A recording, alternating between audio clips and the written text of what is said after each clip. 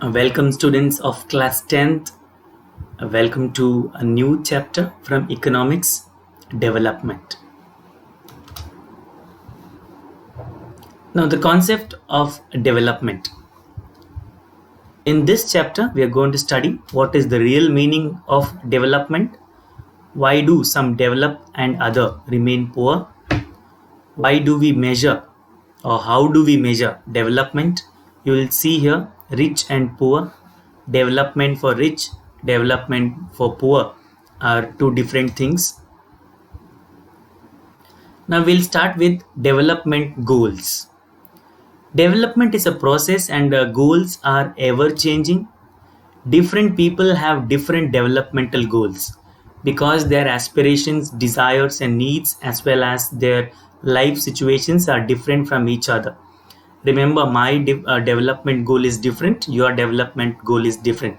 My development goal would be to make all of you watch the video, make you understand, make you write the classwork and the homework, and make you get 100 out of 100 in social science. What is your development goal? Maybe getting 100 out of 100 in social science.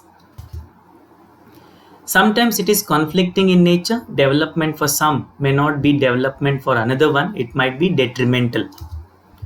Now we will see some of the developmental goals of persons. First one will go for landless rural laborers. What is a development goal for a landless rural labor? What might be? For him, more days of work and better wages.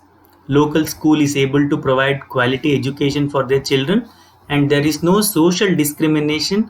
They too can become leaders in the village. They are the aspirations or the developmental goals for the landless rural labor. For a prosperous farmer from Punjab, what might be the developmental goal?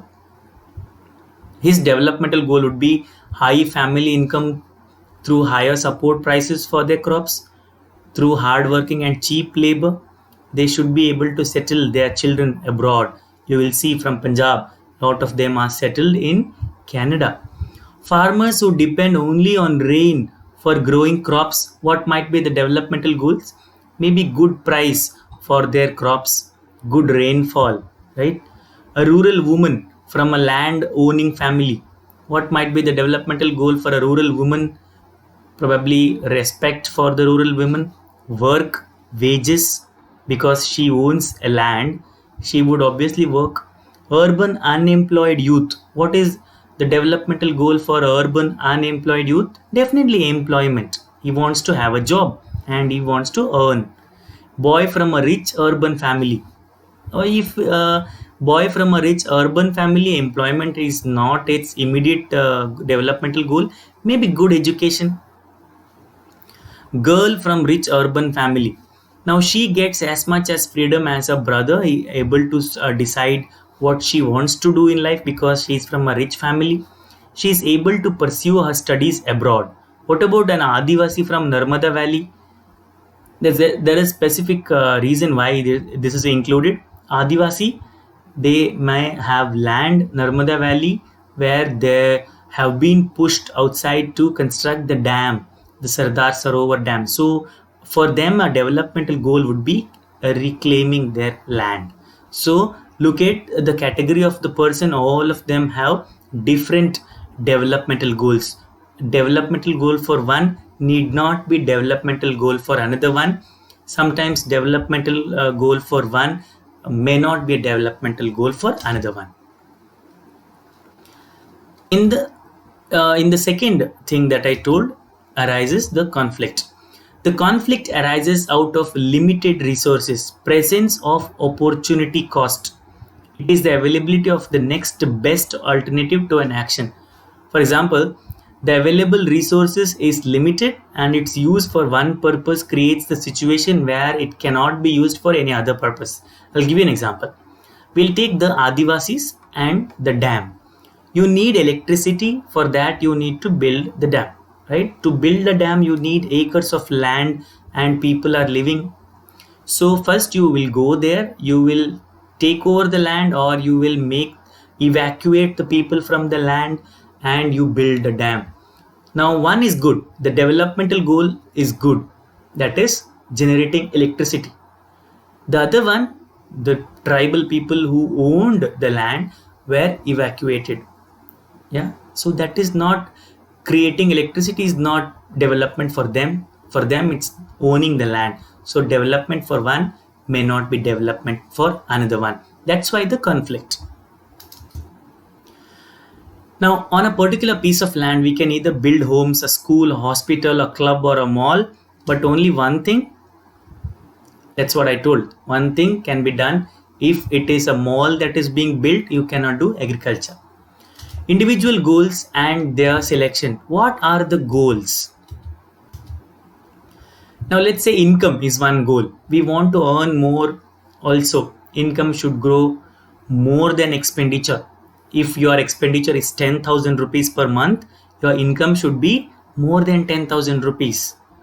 Quality of life. Obviously, we want to have a good quality of life, higher standard of living.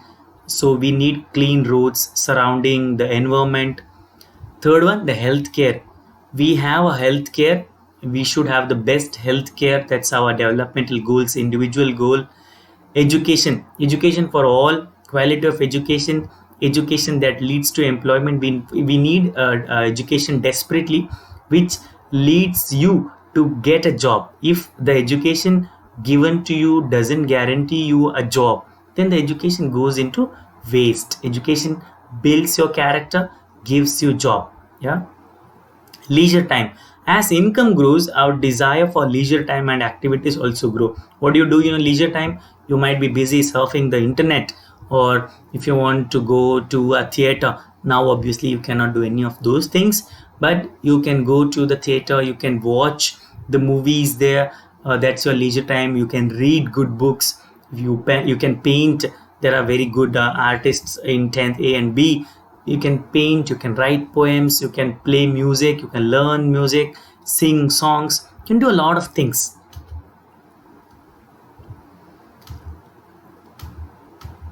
We'll go to the next part, that is the national development. Right. What is this concept? National development can be the expansion and growth of people in an area or government. It can mean development of infrastructures such as roads, hospitals, or airports. Also, it's education and health of the people, even the sports, right? When all these things are developed, you can say that the nation is developing, right? If you have good infrastructure of roads, hospitals, airports, railways, electricity, education, health, right? There are two prominent trends in India, that is impressive economic growth and wealth creation, and stagnation in key social indicators, particularly among the disadvantaged populations by geographically, by caste or gender. You'll know the vulnerable societies. Income and its average. Now let's see, income of a person. Money we earn by undertaking any economic activity is your income, right? Do you have income? No, you don't have income. You are not working. Do I have income? Absolutely. I get monthly salary. Income of a country. What all the citizens of a country earn, collectively it is the income of a country. Yeah. Average income. The total income of the country divided by the total population is called per capita income or average income. You will see here, based on the average income, the countries are divided into rich, poor. Now, rich country, if you are in the category of a rich country, your per capita income, that is PCI, or the average income should be $12,236. And if you're a poor country, the deadline or the criteria fixed is $1,005. India is having a PCI of $1,840. The dollars are always converted into the rupees also in the book, so please refer to the book. It will somewhere come around 4,53 here. Ours, India is neither a poor country nor a rich country. We are developing country, right? Remember the important concept here, the average income. Yeah, we are here for average income. It's also called as per capita income. Now, per capita income preferred for comparison due to difference in population levels. Now we prefer to have a per capita income. We don't take the national income. Comparison of per capita income does not take into account the changes in price level. It does not take the inflation in that country. International comparisons can be distorted by differences in the cost of living between countries.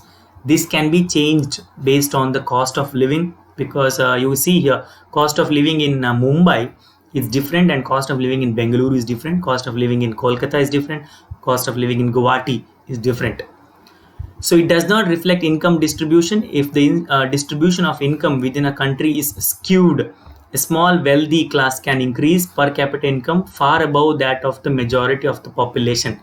Now, the per capita income does not say the income distribution. The meaning of that line is, if you take a country like India, right? In India, a certain family's average income, I told you it's 1,840 per capita income. Certain average family's income might be 1,840, but Ambani's income, Adani's income, Birla's income, Tata's income is much more than that, right? So it says that economic activity that does not result in income, such as services provided within the family or for barter system, is usually not counted. Now there are a lot of services done without getting money, without being paid. For example, our mother does all the work from the morning. She does cooking, she washes our clothes, she cleans the house. If it would have been done with the keeping a maid, if you had a maid, if you would have hired a maid to do all this work, would you have not paid money to the maid? That would have been very profitable for the maid. It would have been a income source for the maid. But our mother does everything, but she does not get paid. Now we'll go for average income. The PCI, again, I'm telling you, PCI, the per capita income, is the total income of the country divided by the total population of the country. You'll get the PCI, the per capita income. Now there is some limitation. There are some limitations with the PCI. We'll discuss about that one here. Average income or else the PCI. While averages are useful for comparison, they also hide disparities. What kind of disparities they hide? Let's see. For example, let us consider two countries A and B here, right? Now, for the sake of simplicity, we have assumed that only 5 citizens each. They have 5 citizens. We have taken, for example. Now look at country A.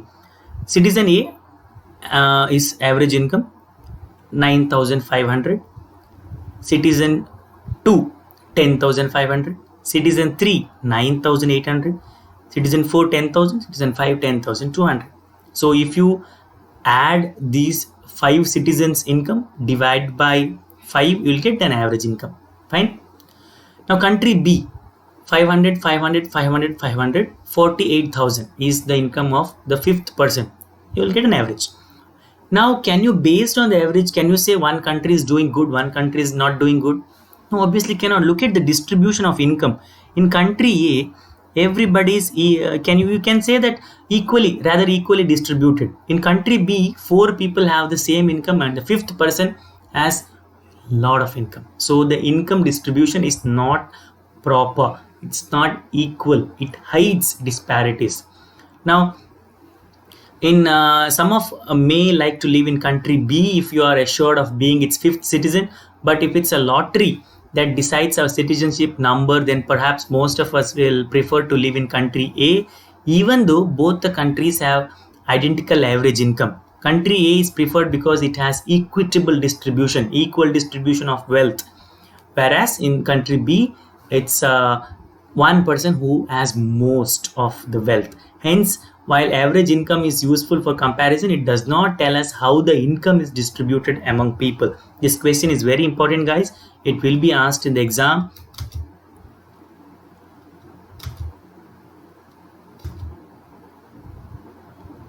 Now, based on the PCI, the comparison is done for the states also. Look at the Haryana PCI. It's 1,62,034 rupees in 2015-16. Kerala 1,55,000. Bihar 34,000. Just hold on to the table and let me ask you this question. Based on the PCI, can we say that Haryana is the best state we have? No, right? It is obviously Kerala. Kerala has the best literacy rate. Kerala, most of the people are literate. They are aware the female sex ratio is more. The IMR, the infant mortality rate, is very less. So, given those factors, Kerala is the best state, right? But look at the PCI. Based on the PCI, Haryana should be, but Haryana doesn't do well in the sex ratio. It is very less. Yeah, probably the last. What about the IMR, the infant mortality rate? More higher. So even though they have PCI, we cannot call Haryana the best state. Now look at Bihar. Neither the PCI is more, nor they are educated. Neither their IMR is less, it's more there.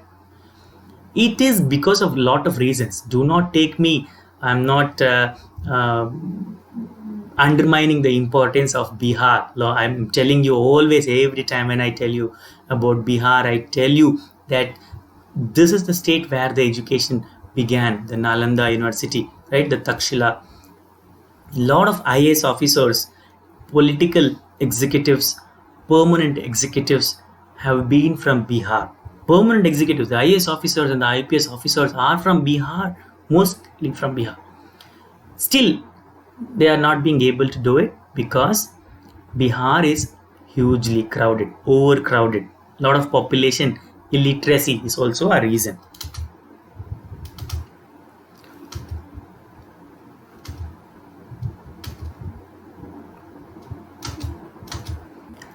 Now, other bases of comparisons are these. Now, this is where I will just take these. These are important for 1 mark, guys. First one is body mass index, BMI. You might have checked your BMI. How can you check your BMI? You can check it by individual's body mass divided by the square of their height. That's your kilogram divided by your height in meters square. Literacy rate, that measures proportion of people in the age group of 7 and above who can read, write and do basic mathematics. If you can read, write and do basic mathematics and you are above the age of 7, you are a literate person. Infant mortality rate indicates the number of children that die before the age of 1 in the year in proportion to 1,000 surviving children born in the year, or the live births in that year. This you obviously we have studied in class 9. Life expectancy is the average year of living measured till what age a person is expected to live. More about this we'll get into the next class. Net attendance ratio is the number of children in age group of 14-15 years that are attending school in proportion to total number of children in the same age group. Attendance is people, you are inside the school, there might be children in your age group who are not in school. Gross enrollment ratio is the enrollment ratio for all 3 levels, that is in the primary, in the secondary and in the higher. All 3 are taken as the indicators for the development. So if you want to say your country is developed, the BMI, the literacy rate, the infant mortality rate, life expectancy, net attendance ratio and gross enrollment ratio are taken care of. Now, as of today, we will stop it here and tomorrow we'll continue with the next part. Till then, it's good.